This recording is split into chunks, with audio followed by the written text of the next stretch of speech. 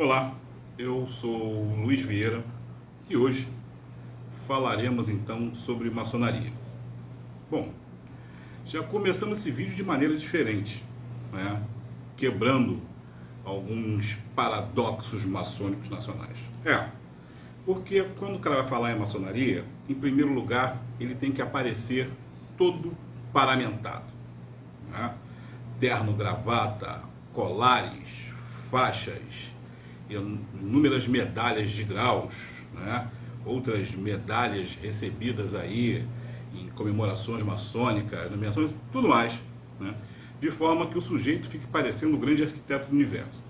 Ou, se não, no mínimo ele deve estar sentado numa mesa de madeira nobre, jacarandá, que pode ter ou não um tampo de mármore Carrara, e atrás e ao lado dele uma série de livros, como se o cara fosse a consciência plena do universo. Infelizmente, não é nada disso que nós temos a oferecer para vocês. O nosso oferecimento não é pompas e circunstâncias. É tão somente aquele velho, antigo, cansativo trabalho maçônico. Lembrando que o verdadeiro trabalho maçônico, ele é interior antes de mais nada. Bom, dito isto, eu tenho que me qualificar para poder falar de maçonaria, né? Não sou nenhum historiador maçônico, nem nenhum grande escolástico naquilo que se refere aos landmarks e old charges, né, da vida. Nada disso. Sou um cara iniciado já há muitos e muitos anos, eu acho que até os dinossauros ainda andavam sobre a Terra, numa potência não regular chamada de Grande Loja Unida. Essa potência funcionava ali o bairro aqui é São Cristóvão, nós somos do Rio de Janeiro, né? Num condomínio maçônico que fica próximo à CADEG, chamado José Nunes dos Santos, né? Fui iniciado numa loja homônima por um grande maçom, né, da qual rendo graças e sempre renderei graças a ele, tá? E foi não só quem me mostrou a luz, mas como quem me encaminhou nos primeiros passos do que seria a Irmandade Maçônica, que é o grande irmão Nelson Ferreira Dias Filho. Nessa potência não regular, eu vim encontrar outros grandes irmãos. Posso citar, pedindo perdão àqueles que eu posso estar esquecendo no momento, mas Carlos Pereira de Souza, Norglen Rubim, meus irmãos gêmeos, Josias Alves Belo, né? E um oficial da PM, eu não sei nem se hoje ele ainda está nativa, que era o Bento. Lá eu comecei a aprender o que realmente seria, ou que deveria ser Irmandade Maçônica. As pessoas realmente se ajudavam, se apoiavam, independente de qualquer coisa. Bom, tempo passando, e aí então nós acabamos percebendo que poderíamos estender, né, essa visão de unicidade maçônica que tínhamos nessa loja, nessa potência não regular. Então, o irmão Carlos Pereira de Souza veio até o Grande Oriente, né, e entra em contato então com a diretoria do GOB-RJ na época, que era o Romai, né, o Sérgio Tavares Romai, o Biratã, que não é o Biratã Ângelo, o coronel Biratã Ângelo, esse é nosso irmão, amigo e conhecido, mas lá da Confraria de São João, né? E o Eduardo Souza. Todos eles nos receberam muito bem e começou então um longo processo de 2 anos até que a loja viesse para o GOB. E que também foi possível essa vinda nesse período por causa de uma pessoa ímpar na maçonaria. tá? De todos os conhecidos que eu tenho, na maçonaria nacional ou internacional, esse homem realmente não tenho adjetivos para estar prestando honra para ele, que é o nosso grande irmão Ney Inocêncio dos Santos. Assim surge a loja Bernardo de Clairvaux, 3682, Rito Brasileiro. E daí, então, surge o meu SIM do GOB, que é o 230991. Este sou eu. A loja Bernardo de Clairvaux, então, cresce, jubilosa, linda. E nós, acreditando, né, nessa grande irmandade maçônica, buscamos irmãos que estavam como nós, querendo ampliar essa grande corrente, e trouxemos 2 pessoas, né, pós-abertas, para esse seio, para essa família. Essas pessoas, elas trouxeram um sentimento de desconfiança, sabe, desigualdade, cisania para o meio da loja muito grande. Lógico que isso quebrou toda aquela egrégora familiar que a loja tinha, e aí os problemas vieram se somando ao longo do tempo, né? Perdida essa hegemonia familiar, essas pessoas, então, não sei como, isso é um grande detalhe que eu fiquei sem explicação na maçonaria até hoje. Reza a lenda que para você trocar de loja, mesmo que você vai trocar de potência, você precisa de um placê da loja mãe, né? Essas pessoas conseguiram o feito de se autoplacetar ou de serem placetadas pelo grande arquiteto do universo. Desapareceram da Bernardo de Clairvaux, continuaram pesando como membro, né, dela, como se dela fosse, e já estavam em outras lojas, né? Não sei como é que conseguiram isso. Até hoje, eu não consegui com que eles mesmos me explicassem isso, né? Mas quem sabe, no futuro próximo, nos encontraremos, essa dúvida então seja finalmente retirada, né?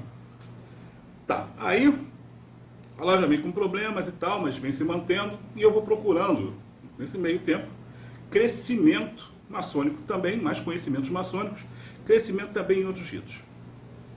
Então, estou lá, né, na nossa maçonaria simbólica, como todos nós conhecemos, e de repente entrei num rito, crescendo em graus, num determinado grau, o cara fala, a palavra é tal. Falei, opa, peraí. Para 99% da maçonaria simbólica, a palavra está perdida. E ela está aqui, bela, linda, suprema, jubilosa, né?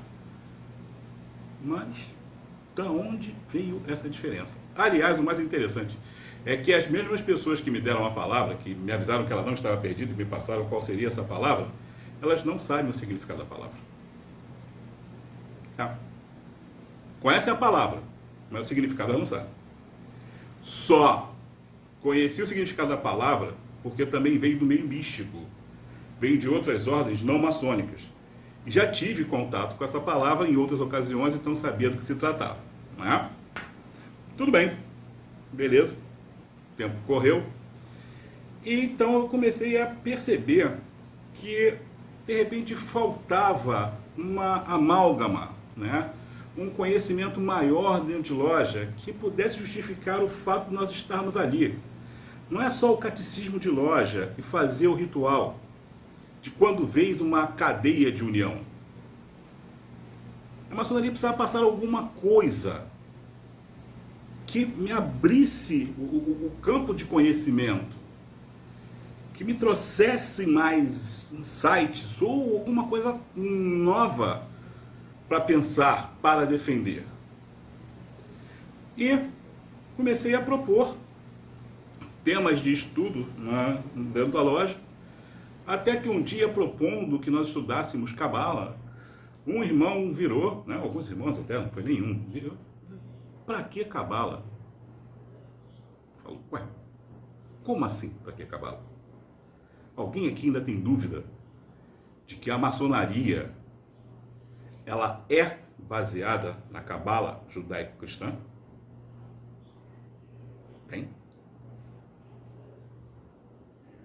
movimentação, lugares em templo, significado de cada lugar, de cada trono.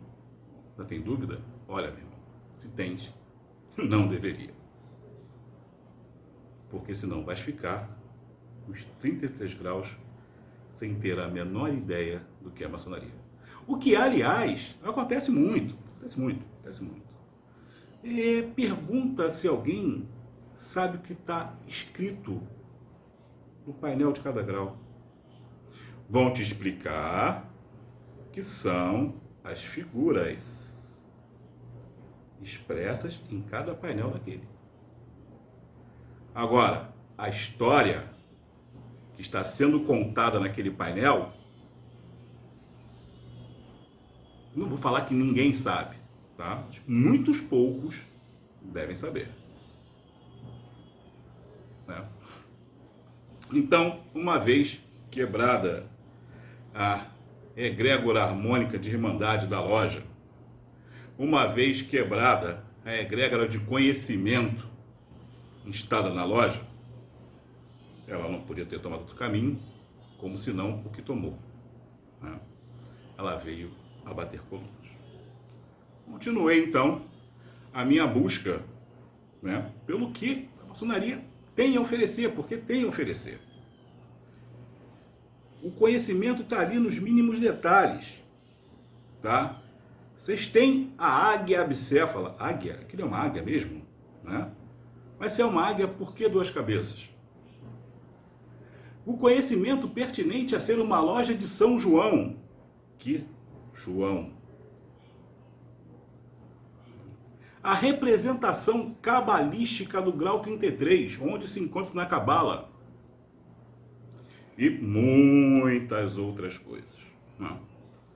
Então, estava ali, falei, para o simbolismo tem que oferecer mais alguma coisa. E foi me proporcionado, então, conhecer o regime escocês retificado. Tá?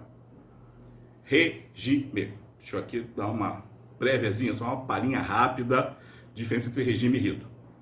Regime foi como ele foi concebido lá em 1778, se não me engano. Veja bem, desde sempre eu disse que eu não sou um historiador maçônico. Tá? Então, datas e nomes, fatalmente, assim, a queima-roupa vai me faltar. Né? Quando a estrita observação templária, estrita observação templária não é o templarismo em si, são os cavaleiros templários, né, que vieram lá em 1778 e toparam, né, com um caminho proposto pelo Martinez de Pasquali, então conhecido martinismo. E dessa fusão nasce então um rito, que é o regime escocês retificado, que vira rito escocês retificado um pouco depois. Né?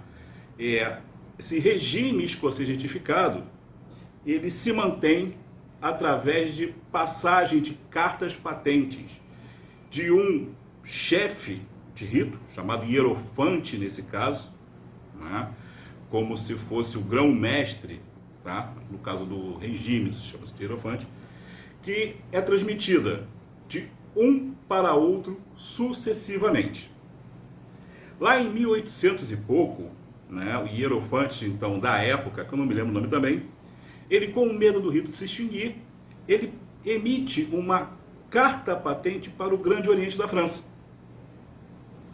onde vai nascer lá o prelado de Helvétia. Tá?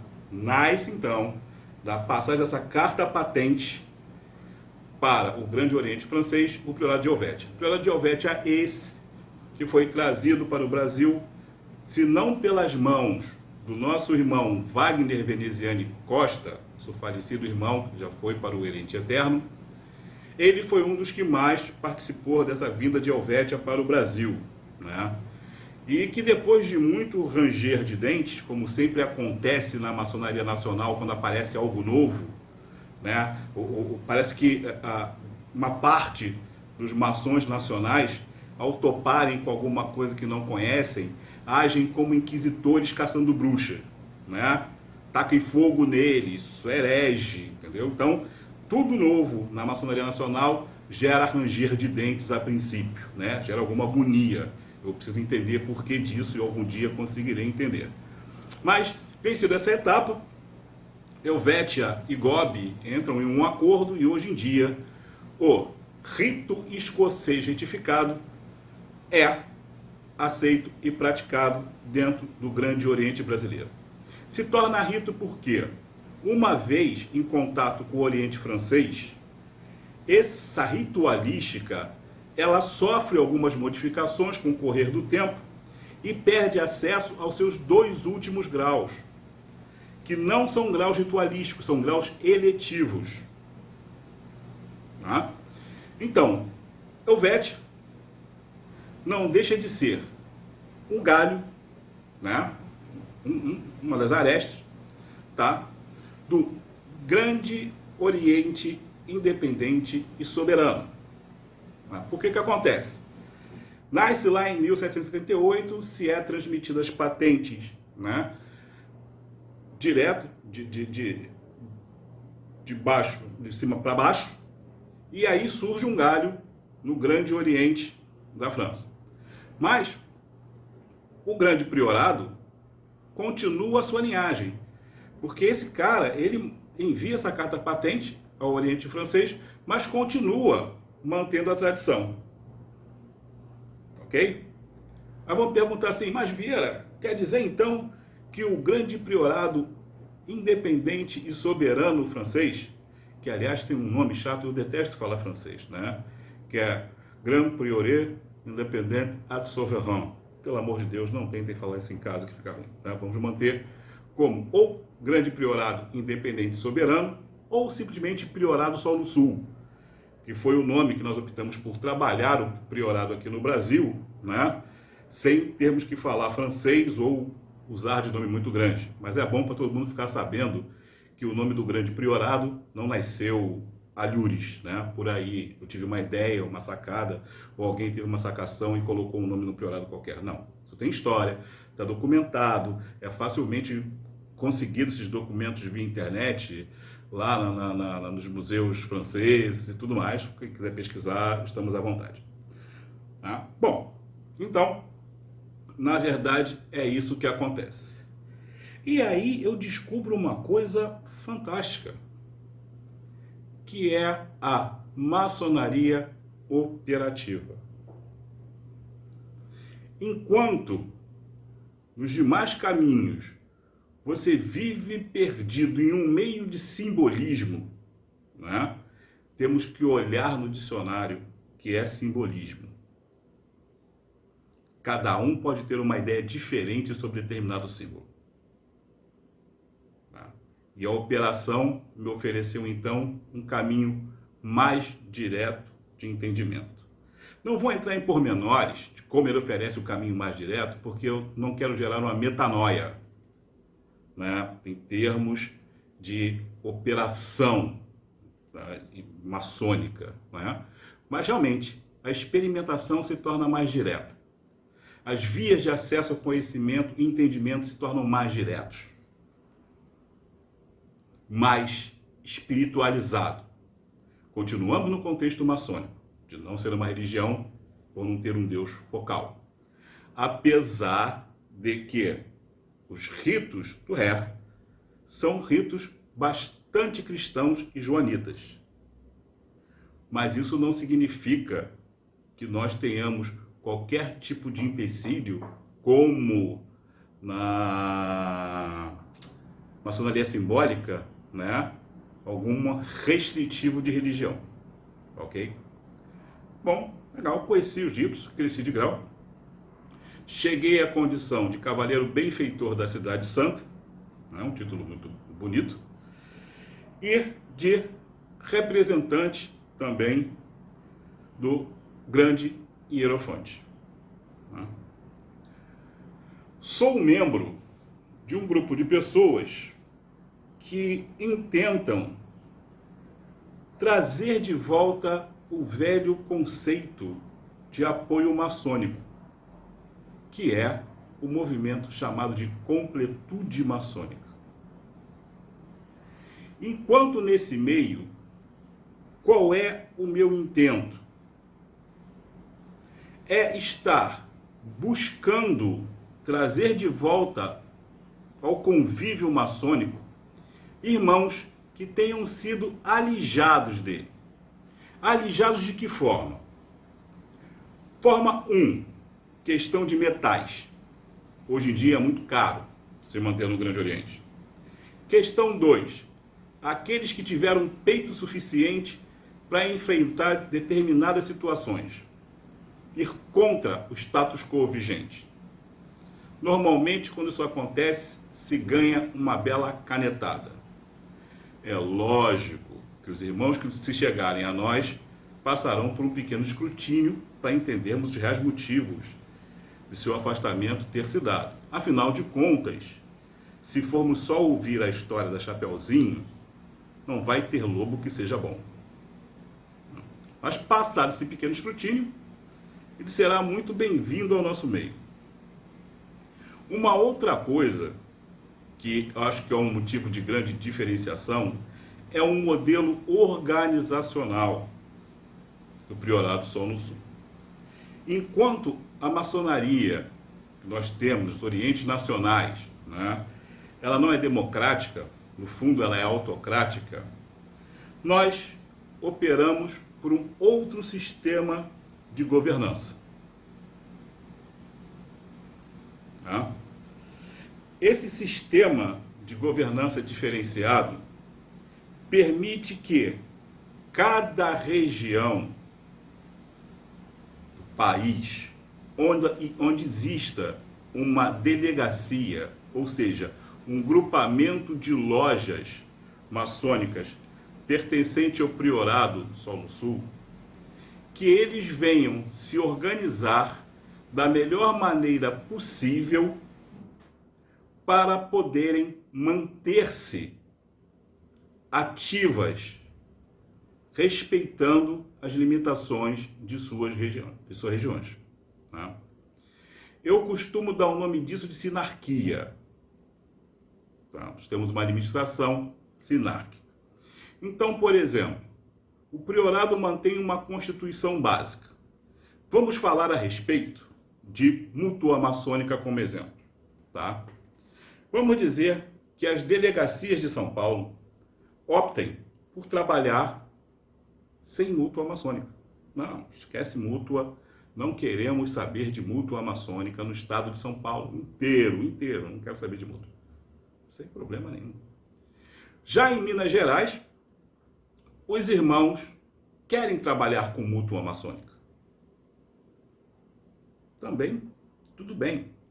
Só que em Minas, eles dizem o seguinte, olha, cada loja cuida de seu fundo de mútua maçônica. Beleza, o Priorado também não vai se meter. Já os irmãos da Bahia querem também trabalhar com mútua maçônica, mas dizem o seguinte, não, na verdade, não é cada loja que vai cuidar de sua mútua maçônica. Cada delegacia regional vai cuidar das mútuas das lojas de sua circunscrição. Entenderam a diferença? O Priorado não se mete com isso. O Priorado não se mete em organização local. Isso é livre para cada um possa subsistir da melhor maneira no seu meio, em sua região, respeitando a sua realidade. É essa a nossa ideia. Fora isso, queremos realmente promulgar algumas mudanças nisso que nós temos de ideia, né?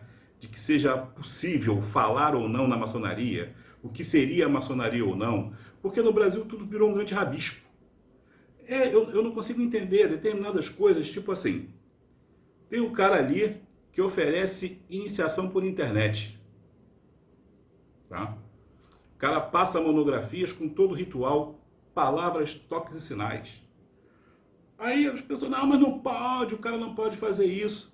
Vai se esquecer da onde o cara tirou esse conhecimento. De um livro, por exemplo, né, que é o Rito Escocês Antigo e Aceito do 1 e 33. Lá está toda a ritualística, as palavras, toques e sinais. Palavras, toques e sinais são segredos maçônicos. Eu queria ver se um livro desse seria editado nos Estados Unidos. Queria ver se um livro desse seria editado na Alemanha. Quiçá na França, não, só no Brasil existe isso. E ninguém faz nada contra isso, não. Vai falar do cara lá que vendeu a palavra toque e sinal, o cara não tem a menor ideia do que seja, mas ele pegou no livro, que todo mundo aceita. Né? Ainda semana passada, teve a questão aí do casal, né, que estava vendendo monografia maçônica a R$150, os caras têm um castelo no sul.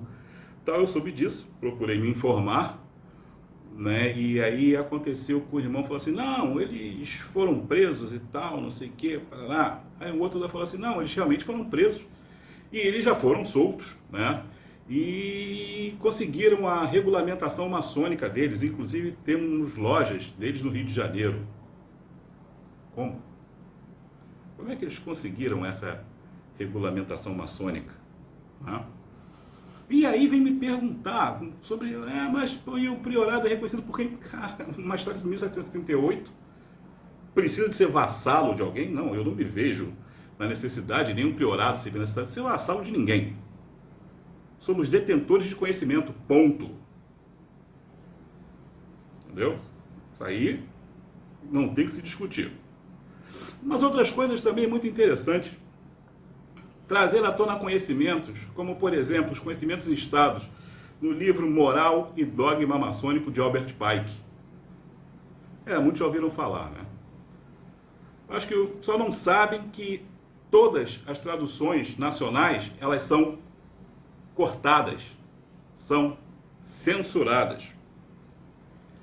Trazer a quem interessar possa, né, os conhecimentos instados nos livros como Easy Sem Véu, de Blavatsky, tem muito conhecimento maçônico nesse meio.